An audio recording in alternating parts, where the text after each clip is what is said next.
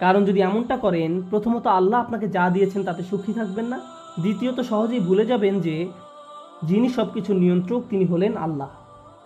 আমি আসলে আমার সন্তানদের নিয়ন্ত্রণ করি না। একটি নির্দিষ্ট বয়সে পৌঁছানোর পর তারা যা কিছু করে তা তাদের এবং আল্লাহর মাঝে। সর্বোচ্চ আমি যা করতে পারি তা হলো উপদেশ দেয়া। তাদের সিদ্ধান্ত একান্তই তাদের। যদি আমাদের রাসূলুল্লাহ সাল্লাল্লাহু আলাইহি সাল্লাম তার নিজ কন্যা ফাতেমার দিকে ফিরে বলতে পারেন, হে মুহাম্মাদের মেয়ে ফাতিমা, আল্লাহকে ভয় করো, আমি তোমাকে আল্লাহ তাআলার পাকড়াও হতে রক্ষা করতে পারবো না, তোমাকে সাহায্য করার মতো কোনো সামর্থ্য আমার থাকবে না, তিনি এটাই তার নিজের মেয়েকে বলেছেন, তাহলে আমরা কিভাবে মনে করি যে আমরা অন্যদের নিয়ন্ত্রণ করতে পারবো?